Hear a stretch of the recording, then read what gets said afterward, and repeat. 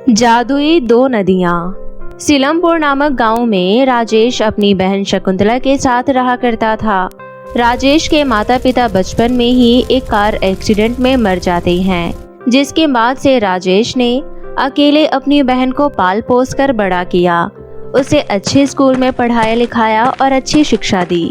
उसने अपनी मेहनत और ईमानदारी के दम पर अपने और अपने बहन के लिए एक छोटा सा घर भी खरीद लिया था, जिसमें दोनों अब खुशी खुशी रहते थे।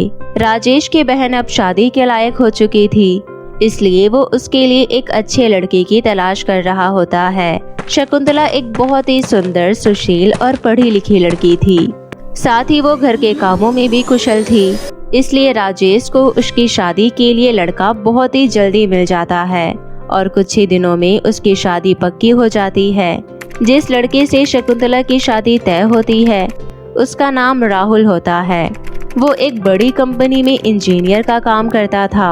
राहुल के माता पिता भी राजेश को बहुत सीधे और अच्छे लगते हैं, इसलिए वो बिना कोई ज्यादा जांच पड़ताल किए अपनी बहन शकुंतला की शादी तय कर देता है और दोनों परिवार शादी की तारीख पक्की करने के लिए पंडित जी से एक शुभ मुहूर्त निकलवा लेते हैं। श्रीमान, दोनों ही बच्चों की कुंडली बहुत अच्छे से मिल रही है और इनकी कुंडली के हिसाब से इनकी शादी अगले महीने की 14 तारीख को बहुत शुभ रहेगी। शुक्रिया पंडित जी, अगले महीने की 14 तारीख शादी के लिए मुझे तो बहुत सही लग रही है। राहुल, तुम बताओ, तुम्हारे हिसाब से ठीक है? भैया, आपको और माता पिता को जो तारीख सही लगे वो तय कर लीजिए, मुझे कोई समस्या नहीं है। ठीक है राजेश बेटा, तो अगले महीने की 14 तारीख पक्की हुई। अब आप और हम लोग सभी शादी की तैयारियों में जुट जाते हैं। शकुंतला और राहुल की शादी की तारीख तय होने के बाद दोनों परिवार शादी की तैयारियों में जुट जाते हैं। राजेश अपनी बहन के लिए हर वो चीज लाता है जो शादी के लिए जरूरी होती है और उसकी बहन को पसंद होती है। जब शादी के 2 दिन रह जाते हैं तभी राहुल के पिता का फोन उसके पास आता है और वो कहते हैं, बेटा राजेश, वैसे तो हमने तुमसे शादी के लिए कुछ नहीं मांगा, लेकिन राहुल की माँ एक बात कह रही थी कि हमारे पड़ोस में एक लड़के की शादी में उसके ससुराल वालों ने अपनी बेटी को हीरो का हार पहना कर भेजा, इसलिए वो भी चाहती है कि तुम अपनी बहन को भी हीरो का हार पहना कर भेजो ताकि पड़ोस में उनकी इज्जत बनी रहे। लेकिन अंकल जी, आप तो जानते ही हैं कि हम दोनों भाई बहन बचपन से ही अपने माता पिता के बिना रहे हैं। मैंने आज तक जो भी कमाया उससे बस एक मकान ही ले पाया हूँ और अपनी बहन को अच्छा पढ़ा लिखा कर काबिल बनाया हूँ। इसके अलावा मेरे पास और कुछ भी नहीं है जो मैं दे सकूं और अब शादी में सिर्फ 2 दिन ही बचे हैं। ऐसे में मैं इतनी जल्दी हीरो का हार का इंतजाम कैसे कर पाऊंगा, आप ही बताइए।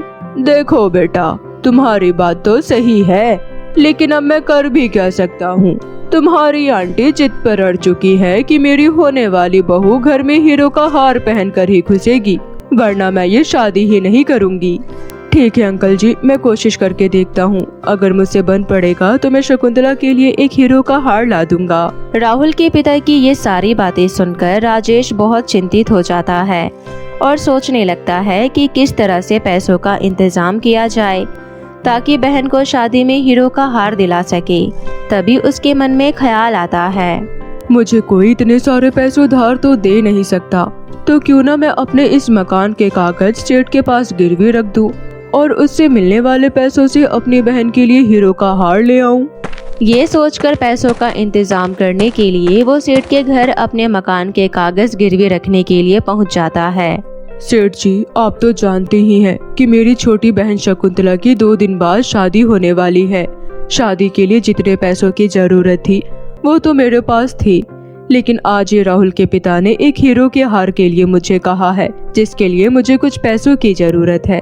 इसलिए मैं आपके पास अपने मकान के पेपर लेकर आया हूँ ताकि आप इन्हें गिरवी रखकर मुझे कुछ पैसे दे सकें। सेठ राजेश के मकान के पेपर लेकर उन्हें देखने लगता है और फिर राजेश से कहता है, देखो बेटा राजेश, मैं तुम्हें बहुत अच्छे से जानता हूँ, लेकिन इतने सारे पैसे मैं तुम्हें नहीं दे सकता क्योंकि तुम्हारे मकान की कीमत उतनी नहीं है जितने पैसे तुम मांग रहे हो, और इस मकान की कीमत के बराबर पैसों से हीरो का हार तो क्या, एक हीरा भी नहीं आएगा।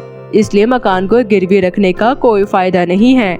सेठ जी, आप ऐसा मत कहिए, मेरे पास उस मकान के अलावा और कुछ भी नहीं है, इसलिए आप कृपया करके इन्हीं पेपरों को गिरवी रखकर मुझे कुछ पैसे दे दीजिए। बेटा, मुझे माफ कर दो, लेकिन ये मुमकिन नहीं है, क्योंकि मैं एक धंधे वाला आदमी हूँ और घाटे का सौदा करना मुझे मंजूर नहीं। और तुम्हें भी मैं यही सलाह दूंगा कि इस मकान को गिरवी रखकर तुम्हें कुछ हासिल नहीं होगा, इसलिए तुम कोई और इंतजाम करो तो बढ़िया रहेगा। सेठ की ये बातें सुनकर राजेश वहाँ से परेशान होकर चल देता है और चलते चलते एक घने जंगल में पहुँच जाता है। वो थक हार कर एक पेड़ के नीचे बैठकर रोने लगता है और कहता है, हे भगवान, अब मैं क्या करूं? एक यही तो अकेला मकान था मेरे पास, लेकिन उससे भी कोई इंतजाम नहीं हो पाया। अब मैं किस प्रकार हीरो के हार का इंतजाम कर पाऊंगा? और अगर मैंने अपनी बहन के लिए हीरो का हार नहीं लिया तो उसके ससुराल वाले शादी से इनकार कर देंगे, जिससे वो बेचारी कितनी दुखी हो जाएगी। तभी अचानक पेड़ में से आवाज आती है, बेटा, तुम्हारी परेशानी सुनकर मुझे बहुत दुख हुआ। मेरे पास तुम्हारी समस्या का एक हल है। ये एक जादुई जंगल है, इसमें 2 जादुई नदियाँ बहती हैं। उन दोनों नदियों में हीरो के हार बहते हैं, लेकिन केवल किस्मत वालों को ही वो मिल पाते हैं। तो तुम चाहो तो वहाँ अपनी किस्मत को आजमा सकते हो। वो नदियाँ किसी न किसी तरह से पहले तुम्हारी परीक्षा लेंगी। अगर तुम परीक्षा में पास हो जाते हो तो हो सकता है कि तुम्हें अपनी बहन के लिए हीरो का हार मिल जाए। राजेश पेड़ को धन्यवाद कहकर नदियों की तरफ चल देता है और वहां पहुंचकर किनारे पर बैठ जाता है और नदी में से हार के आने की प्रतीक्षा करने लगता है। तभी अचानक पहली नदी में उसे एक हीरो का हार बहता हुआ दिखाई देता है, तो वो भागकर उसे लेने के लिए जाता है। लेकिन जैसे ही वो उस हीरे के हार को उठाने वाला होता है, तभी अचानक उसकी नज़र दूसरी नदी में बहती हुई बच्ची पर पड़ती है। वो बच्ची नदी में डूबने वाली होती है। उस बच्ची को डूबता हुआ देखकर राजेश के मन में दया आ जाती है और वो अपनी बहन के लिए हीरो की हार की चिंता छोड़कर उस बच्ची को बचाने के लिए दौड़कर उस दूसरी नदी के पास पहुंचता है और उसे नदी में से खींचकर बाहर निकाल लाता है, जिससे उसकी जान बच जाती है। बाहर आते ही वो बच्ची अचानक एक परी में बदल जाती है और उससे कहती है, पुत्र, मैं तुम्हारी परीक्षा ले रही थी। मैं देखना चाहती थी कि तुम अपनी बहन के हीरो के हार को लोगे या फिर एक डूबती हुई बच्ची को बचाओगे। तुमने हीरो के हार की चिंता छोड़कर बच्ची को बचाकर ये साबित कर दिया है कि तुम बहुत ही नेक और साफ दिल इंसान हो। इसलिए मैं तुम्हें एक नहीं बल्कि बहुत सारे हीरे के हार देती हूँ, ताकि तुम अपनी बहन की शादी बहुत धूमधाम से कर सको। नहीं परी रानी, मुझे केवल एक ही हीरो का हार चाहिए, जिससे मैं अपनी बहन की शादी कर सकूं। बहुत सारे हीरो के हार का मुझे कोई लालच नहीं है, इसलिए आप मुझे केवल एक ही हीरो का हार दे दीजिए। परी राजेश को हीरे का हार दे देती है। उसके बाद राजेश परी को धन्यवाद कहकर वो हार लेकर अपने घर वापस आ जाता है और अपनी बहन की शादी की तैयारी में वापस से लग जाता है और 2 दिन बाद वो खुशी खुशी अपनी बहन की शादी करवा देता है, जिसके बाद उसकी बहन अपने पति राहुल के साथ आराम से जीवन व्यतीत करने लगती है और कुछ समय बाद राजेश भी शादी करके खुशी खुशी अपना परिवार चलाने लगता है। इस तरह दोनों भाई बहन एक खुशहाल जीवन व्यतीत करने लगते हैं। बहुत समय पहले की बात है। दरभंगा नाम के गांव में सुधा अपनी इकलौती बेटी अंजलि के साथ रहती थी। अंजलि बहुत ही समझदार और नेक दिल लड़की थी। सुधा अपनी इकलौती बेटी अंजलि का बहुत ही ज्यादा ख्याल रखती थी। सुधा का पति 3 साल पहले काम के सिलसिले से बाहर गया हुआ था और वापस आते समय सुधा के पति की एक कार एक्सीडेंट में मृत्यु हो जाती है, जिसके बाद से ही सुधा अपनी बेटी के पालन पोषण के लिए सब्जी बेचकर अपना गुजारा करती थी। सुधा अपनी बेटी के अच्छे भविष्य के लिए उसे एक प्राइवेट इंटरनेशनल स्कूल में पढ़ाती थी। सुधा की बेटी अंजलि एक दिन स्कूल जाती है। अरे देखो तो इसे, ये स्कूल में कैसे फटे पुराने कपड़े पहन के आती है। पता नहीं कैसे कैसे लोग स्कूल में पढ़ने आ जाते हैं।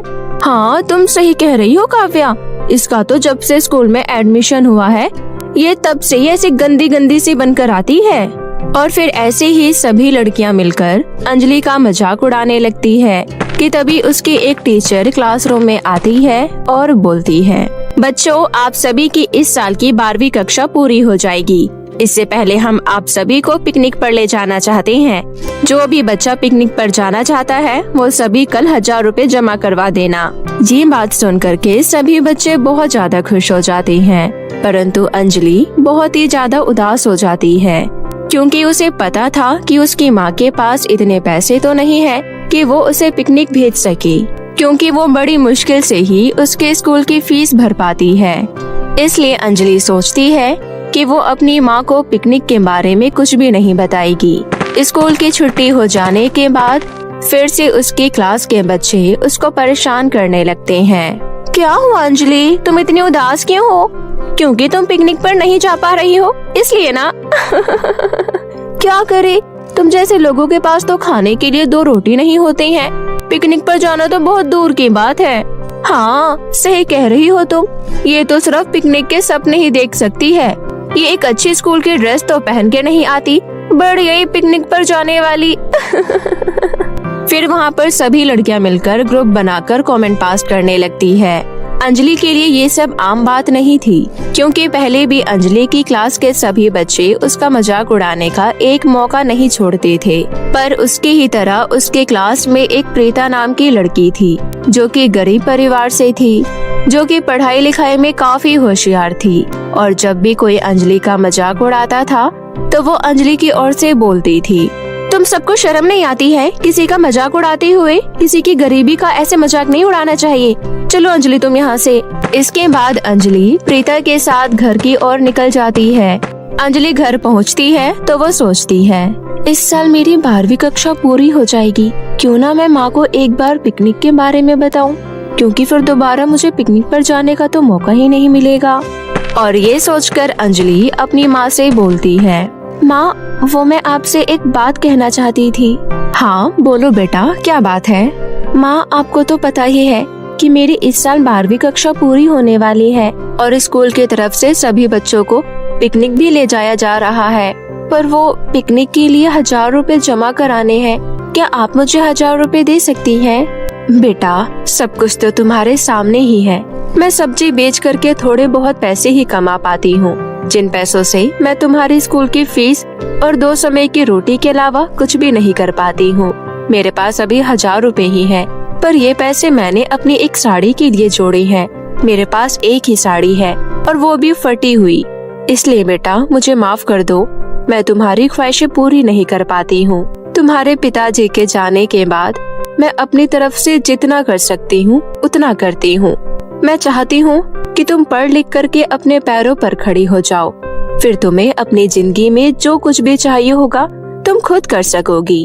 कोई बात नहीं माँ, मैं सब कुछ समझती हूँ, पर फिर भी मैंने सोचा कि मैं एक बार आपसे बोल कर देखती हूँ, क्या पता आपके पास पैसे हो।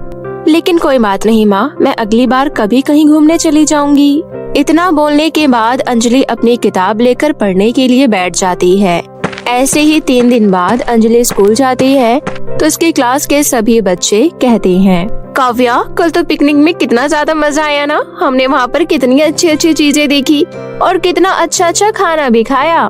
अंजलि तुम नहीं गई क्या पिकनिक पर? अरे ये कैसे जाएगी पिकनिक पर? पिकनिक पर जाने के लिए पैसे भी तो होने चाहिए ना। ये लंच में तो एक सूखी रोटी लेकर के आती है, बेचारी कहाँ से जाएगी पिकनिक पर। हर बार की तरह इस बार भी अंजलि पर सभी हंसते हैं और अंजलि इस बात का बुरा नहीं मानती है और वो चुपचाप जाकर के अपनी सीट पर बैठ जाती है। उसके पास उसकी क्लास की एक लड़की आती है। अंजलि 1 महीने बाद मेरी शादी है और मैं चाहती हूँ कि मेरी क्लास की सभी लड़कियाँ मेरी शादी में आए, इसलिए येलो कार्ड तुम जरूर आना मेरी शादी में। अंजलि बहुत ज्यादा खुश हो जाती है कि उसकी क्लास में पहली बार किसी लड़की ने उसे अपने किसी फंक्शन में बुलाया है। प्रिया मैं तुम्हारी शादी में जरूर जरूर आऊंगी। इतना बोलकर अंजलि मन में सोचने लगती है, प्रिया की शादी में तो मैं सबसे सुंदर बनकर जाऊंगी ताकि सभी लोग मुझे देखते रह जाए। सभी लोग मेरा बहुत मजाक उड़ाते हैं ना, मैं उन्हें अपना मजाक उड़ाने का कोई मौका नहीं दूंगी अब। ऐसे ही दिन बीत रहे होते हैं और अंजलि मन लगाकर अपनी पढ़ाई में ध्यान लगाती है और देखते ही देखते उसके एग्जाम खत्म हो जाते हैं और 3 दिन बाद ही प्रिया की शादी का दिन होता है। तभी अंजलि सोचती है, मैं क्या करूं? मुझे तो लगता है कि मैं प्रिया की शादी में जा नहीं पाऊंगी। मेरी तो कुछ भी समझ में नहीं आ रहा है कि अब मैं अच्छे कपड़े कहां से लेकर के आऊं। अंजलि ये सब सोच रही होती है कि तभी उसको अपनी क्लास में पढ़ रही प्रीता की याद आती है और वो सोचती है कि क्यों ना मैं प्रीता से जाकर के कोई अच्छे से कपड़े मांग लूं। हाँ, ये मेरा अच्छा आइडिया है। मैं जरूर प्रीता से जाकर के मदद मांगती हूँ, वो जरूर मेरी मदद करेगी। और फिर अंजलि प्रीता के घर जाती है और अपनी सारी बात जाकर के प्रीता को बताती है। ये सब सुनने के बाद प्रीता बोलती है, कोई बात नहीं अंजलि, तुम्हारे पिताजी नहीं है तो तुम्हारी मम्मी के लिए तुम्हें पढ़ाना लिखाना ही बहुत बड़ी बात है। और वैसे भी मैं प्रिया की शादी में नहीं जा रही हूँ, इसलिए तुम मेरा ये लाल वाला लहंगा ले जाओ। तुम इसे शादी में पहनने के बाद मुझे वापस कर देना, लेकिन इस लहंगे को बहुत संभाल करके रखना, ये मेरी बुआ ने मुझे दिया है। हाँ ठीक है प्रीता, मैं तुम्हारे लहंगा सही सलामत रखूंगी। अंजलि प्रीता का धन्यवाद करने के बाद अपने घर की ओर जा रही होती है कि तभी तेज रफ्तार में गाड़ी आती है, जिसकी वजह से अंजलि के ऊपर कीचड़ चला जाता है और वो लहंगे के साथ साथ खुद भी बहुत ज्यादा मैली हो जाती है और वो रोते हुए अपने घर की ओर जाती है। माँ, कहाँ हो आप? जल्दी इधर आइए। अरे क्या हुआ अंजलि, इतना सारा कीचड़ कैसे लग गया तुम्हारे ऊपर? अपनी माँ के पूछने के बाद अंजलि उनको सारी बात बताती है। माँ, मैं अब प्रीता का लहंगा कैसे वापस करूँगी? उसने तो मुझे पहले से ही बोला था कि मेरा लहंगा सही सलामत रखना। क्या करूँ बेटा, मेरे पास तो इतने पैसे भी नहीं है कि मैं सेम इसी तरह कोई दूसरा लहंगा खरीद करके ले आऊँ।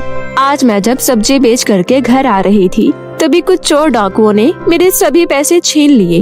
अब तो घर में खाने के लिए भी 2 ही रोटी है।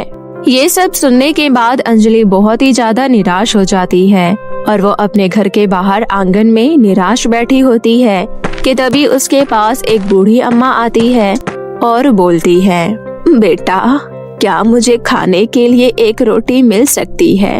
मैं 3 दिन से भूखी हूँ। हाँ अम्मा जी, मैं लेकर के आती हूँ। अंजलि बूढ़ी अम्मा को अपने हिस्से की 1 रोटी खाने के लिए दे देती है। बूढ़ी अम्मा 1 रोटी खाने के बाद बोलती है, बेटा तुम्हारा बहुत बहुत शुक्रिया। इधर आओ मेरे पास, मेरा आशीर्वाद लो ताकि तुम्हें भविष्य में कभी कोई परेशानी ना हो। अंजलि अम्मा जी के पास जाती है और उनका आशीर्वाद ले लेती है। जैसे ही अम्मा जी अंजलि के सर पर हाथ रखती है, वैसे अम्मा जी को अंजलि के बारे में सब कुछ पता लग जाता है और वो एक परी के रूप में बदल जाती है। अंजलि बेटा, मैं एक परी हूँ और परीलोक की महारानी ने मेरे को पृथ्वीलोक पर अच्छे और नेक लोगों की मदद करने के लिए भेजा है। जैसे ही मैंने तुम्हें आशीर्वाद देने के लिए सर पर हाथ रखा, मुझे तुम्हारे अतीत के बारे में पता चल गया। क्योंकि तुम एक नेक दिल और अच्छी लड़की हो, इसलिए मैं तुम्हें परीलोक की महारानी के कहे अनुसार ये जादुई लहंगा देती हूँ। ये लहंगा कोई मामूली लहंगा नहीं है, ये एक जादुई लहंगा है। इस लहंगे से तुम अपनी जरूरत का सामान मांग सकती हो, पर ध्यान रहे तुम इस जादुई लहंगे से बिल्कुल भी लालच मत करना, वरना ये लहंगा अपने आप ही गायब हो जाएगा। परी की ये सब बात सुनने के बाद अंजलि बहुत ज्यादा खुश हो जाती है और परी का धन्यवाद करती है, जिसके बाद परी वहाँ से गायब हो जाती है। ये सब बात जाकर के अंजलि जब अपनी माँ को बताती है, ये सब सुनकर वो भी बहुत खुश हो जाती है और फिर अंजलि उस जादुई लहंगे से अपने और अपनी माँ के लिए बहुत ही अच्छे अच्छे कपड़े मांगती है। और फिर अंजलि और उसकी माँ दोनों प्रिया की शादी में जाते हैं। प्रिया की शादी में सभी लोग अंजलि और उसकी माँ सुधा को ही देख रहे होते हैं और सभी लोग उसकी बहुत ज्यादा तारीफ भी करते हैं। अरे क्या बात है अंजलि, आज तो तुम बहुत ही ज्यादा अच्छी लग रही हो। लगता है तेरी कोई लॉटरी लग गई है जो तूने इतने अच्छे कपड़े पहन रखे हैं। हाँ सही कह रही हो तुम, लॉटरी तो मेरी बहुत ही बड़ी लगी है। अंजलि शादी में बहुत ही ज्यादा एंजॉय करती है और डांस भी करती है। उसके बाद रात होते ही अंजलि अपनी माँ सुधा के साथ घर वापस आ जाती है। और फिर वो उस जादुई लहंगा से प्रीता के जैसा ही लहंगा मांगती है और फिर जादुई लहंगा उसको सेम वैसा ही लहंगा दे देता है, जिसके बाद अंजलि प्रीता को उसका लहंगा वापस कर देती है। ऐसे ही अंजलि उस जादुई लहंगे से अपनी जरूरत की चीजें मांग लिया करती और फिर धीरे धीरे करके वो गरीब और अनाथ लोगों की मदद भी करती है। और गरीब लोग जिनके सर पर छत नहीं होती और वे इधर उधर भटकते रहते हैं, अपने परिवार के साथ उन सभी के लिए घर बनवाने लगती है। और फिर अंजलि गरीब लोगों की बहुत मदद करने लगती है और अपनी माँ सुधा के साथ हंसी खुशी से रहने लगती है। तो मेरे प्यारे दोस्तों, कैसी लगी आपको मेरी ये कहानी, हमें कमेंट करके जरूर बताएं। और अगर आपको ये कहानी अच्छी लगी हो तो वीडियो को लाइक और चैनल को सब्सक्राइब करना ना भूलें।